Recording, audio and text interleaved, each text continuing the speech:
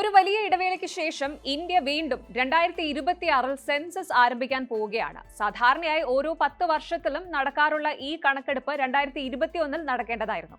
എന്നാൽ COVID-19 മഹാമാരി കാരണം ഇത് മാറ്റിവെക്കുകയായിരുന്നു. 15 വർഷത്തെ ഇടവേളയ്ക്ക് ശേഷമാണ് ഇന്ത്യ വീണ്ടും ഒരു സെൻസസ് നടത്തുന്നത്. ഈ സെൻസസിൽ ജാതി തിരിച്ചുള്ള കണക്കെടുപ്പും ഉൾപ്പെടുത്തുമെന്നതാണ് ഇത്തവണത്തെ പ്രധാന പ്രത്യേകത. സ്വാതന്ത്ര്യം കിട്ടിയ ശേഷം പട്ടികജാതി പട്ടികവർഗ വിഭാഗങ്ങൾ ഒഴികെയുള്ള ജാതി കണക്കെടുപ്പ് ആദ്യമായിട്ടാണ് നടത്തുന്നത്. ഇന്ത്യയുടെ ജനസംഖ്യാ സെൻസസും ജാതി കണക്കെടുപ്പും 2 ഘട്ടങ്ങളിലായിട്ടായിരിക്കും നടക്കുക. ആദ്യഘട്ടം 2026 ഒക്ടോബറിൽ മഞ്ഞുമൂടിയ പ്രദേശങ്ങളായ ലഡാക്ക്, ജമ്മു കാശ്മീർ, ഹിമാചൽ പ്രദേശ്, ഉത്തരാഖണ്ഡ് എന്നിവിടങ്ങളിൽ ആരംഭിക്കും. രാജ്യത്തിന്റെ മറ്റു ഭാഗങ്ങളിൽ 2027 മാർച്ച് 1 ഒരു അടിസ്ഥാന തീയതിയാക്കി കണക്കാക്കി കണക്കെടുപ്പ് തുടങ്ങും. ഈ സെൻസസ് നടത്തുന്നതിനുള്ള ഔദ്യോഗിക വിജ്ഞാപനം 2025 ജൂൺ 16 പ്രസിദ്ധീകരിക്കുമെന്ന് കേന്ദ്ര ആഭ്യന്തര മന്ത്രാലയം അറിയിച്ചിട്ടുണ്ട്. 1948 സെൻസസ് നിയമത്തിലെ വകുപ്പ് 3 അനുസരിച്ചാണ് ഇത്. ഒരു രാജ്യത്തിന്റെ ജനസംഖ്യയും അതിന്റെ സാമൂഹിക സാമ്പത്തിക നിലയും കുറിച്ചുള്ള വിവരങ്ങളുടെ ഒരു സ്റ്റാറ്റിസ്റ്റിക്കൽ ശേഖരമാണ് സെൻസസ്. മതം, പ്രായം, ലിംഗഭേദം മുതൽ സാക്ഷരത, നിലവാരം, പാർപ്പിടം, കുടിയേറ്റം അങ്ങനെ സെൻസസിൽ ആളുകളെക്കുറിച്ചുള്ള വളരെ വിശാലമായ ഡേറ്റ അടങ്ങിയിരിക്കുന്നു. ഇന്ത്യയുടെ സെൻസസ് ചരിത്രം പരിശോധിച്ചാൽ ബ്രിട്ടീഷ് ഭരണകാലത്താണ് ഇത് ആരംഭിച്ചത്. 1872 ആദ്യത്തെ സെൻസസ് നടന്നു. പിന്നീട് 1881 മുതൽ ഓരോ 10 വർഷത്തിലും കൃത്യമായി ഇത് നടന്നുപോന്നു. 1881 മുതൽ 1931 വരെ നടന്ന സെൻസസുകളിൽ ജാതി വിവരങ്ങൾ രേഖപ്പെടുത്തിയിരുന്നു. 1941 രണ്ടാം ലോക മഹായുദ്ധത്തിന്റെ സമയത്തും ജാതി തിരിച്ചുള്ള കണക്കെടുപ്പ് നടന്നെങ്കിലും അതിന്റെ വിവരങ്ങൾ പുറത്തുവിട്ടിരുന്നില്ല. 1931 അൺഡിവൈഡഡ്, അതായത് വിഭജിക്കാത്ത ഇന്ത്യയിൽ അവസാനമായി ജാതി തിരിച്ചുള്ള കണക്കെടുപ്പ് നടന്നത്. അന്ന് 4147 ജാതികളും ദളിതർ എന്നറിയപ്പെടുന്ന അടിച്ചമർത്തപ്പെട്ട വിഭാഗങ്ങളും ഉണ്ടായിരുന്നു എന്നാണ് വിവരങ്ങൾ. സ്വതന്ത്ര ഇന്ത്യയിലെ ആദ്യത്തെ സെൻസസ് 1951 നടന്നത്. അതിനുശേഷം പട്ടികജാതി, പട്ടികവർഗം എന്നിവ ഒഴികെയുള്ള ജാതികളുടെ വിവരങ്ങൾ സെൻസസിൽ ഉൾപ്പെടുത്തിയിരുന്നില്ല.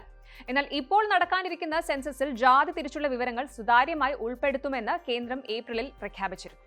ഈ തീരുമാനം 2024 ലോക്സഭാ തിരഞ്ഞെടുപ്പിൽ പ്രതിപക്ഷ പാർട്ടികളുടെ പ്രധാന ആവശ്യങ്ങളിലൊന്നായിരുന്നു.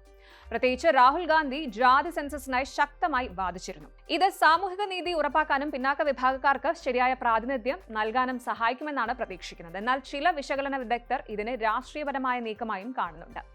ഇനി സെൻസസ് എങ്ങനെയാണ് നടത്തുന്നത് എന്നൊന്ന് പരിശോധിക്കാം.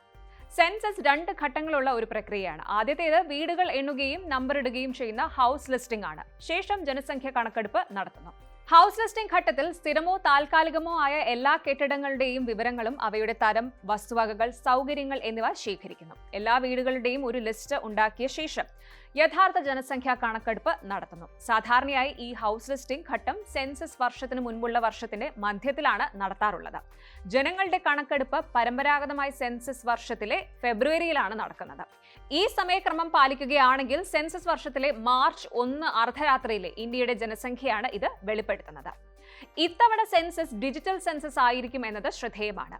ഡേറ്റാ ശേഖരണത്തിനായി ഒരു മൊബൈൽ ആപ്ലിക്കേഷനും വിവിധ സെൻസസ് സംബന്ധിതമായ പ്രവർത്തനങ്ങൾ കൈകാര്യം ചെയ്യാനും നിരീക്ഷിക്കാനുമുള്ള ഒരു പോർട്ടലും വികസിപ്പിച്ചിട്ടുണ്ട്. ഇത് ഡേറ്റാ ശേഖരണം വേഗത്തിലാക്കാനും തെറ്റുകൾ കുറയ്ക്കാനും സഹായിക്കും. അടുത്തത് സെൻസസ് വൈകുന്നത് എന്തുകൊണ്ട് നല്ലതല്ല എന്ന് നോക്കാം. ഇന്ത്യയിൽ അവസാനമായി സെൻസസ് നടന്നത് 2011 അന്ന് രാജ്യത്ത് 121 കോടി ജനങ്ങൾ ഉണ്ടായിരുന്നു.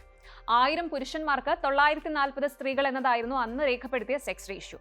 2021 സെൻസസ് COVID-19 കാരണം മാറ്റിവെച്ചതോടെ ഇന്ത്യയുടെ 150 വർഷത്തെ ജനസംഖ്യാ കണക്കെടുപ്പ് ചരിത്രത്തിൽ ആദ്യമായിട്ടാണ് ഇത് കൃത്യസമയത്ത് നടക്കാതെ പോയത്. ഭരണഘടനാ ജനസംഖ്യാ കണക്കെടുപ്പ് നിർബന്ധമാക്കുന്നുണ്ടെങ്കിലും 1948 സെൻസസ് ഓഫ് ഇന്ത്യ ആക്ട് അതിന്റെ സമയമോ ആവർത്തനമോ വ്യക്തമാക്കുന്നില്ല.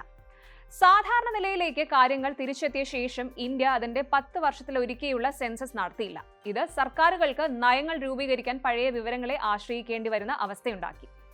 ആസൂത്രണ, ഭരണ, സാമ്പത്തിക തീരുമാനങ്ങൾക്ക് ആവശ്യമായ കൃത്യമായ വിവരങ്ങൾ സെൻസസ് നൽകുന്നു. ഓരോ സാമൂഹിക സാമ്പത്തിക സൂചകത്തിനും ഇതൊരു അടിസ്ഥാനവുമാണ്. ഗ്രാമതലത്തിലുള്ള സൂക്ഷ്മ വിവരങ്ങൾ സെൻസസിലൂടെ മാത്രമേ ലഭിക്കുകയുള്ളൂ. സെൻസസ് വൈകുന്നത് നിരവധി സർക്കാർ നയങ്ങളെയും അതുപോലെ ഇന്ത്യയുടെ ക്ഷേമ പദ്ധതികളെയും പ്രതികൂലമായി തന്നെ ബാധിക്കും. ഇന്ത്യയുടെ പൊതുവിതരണ സമ്പ്രദായത്തിനാണ് ഇതിന്റെ ഏറ്റവും വലിയ ആഘാതം നേരിടേണ്ടി വരുന്നത്. കാരണം വളരെ കാലം പഴക്കമുള്ള വിവരങ്ങളെ ആശ്രയിച്ച് സർക്കാർ പ്രവർത്തിക്കുന്നത് കാരണം കോടിക്കണക്കിന് ആളുകൾക്ക് ഈ പദ്ധതിയുടെ ആനുകൂല്യങ്ങൾ ലഭിക്കുന്നില്ല.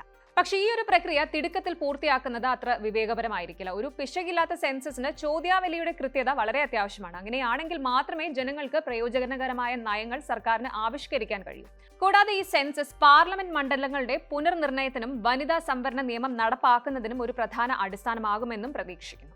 നിലവിലെ നിയമപ്രകാരം 2026 ശേഷമുള്ള ആദ്യ സെൻസസിന്റെ അടിസ്ഥാനത്തിലായിരിക്കണം മണ്ഡല പുനർനിർണയം നടക്കേണ്ടത്. ഈ സെൻസസിന്റെ അന്തിമ വിവരങ്ങൾ 2029 നടക്കാനിരിക്കുന്ന ലോക്സഭാ തിരഞ്ഞെടുപ്പിന് മുൻപ് ലഭ്യമാകുമോ എന്നതിലും വ്യക്തത വന്നിട്ടില്ല.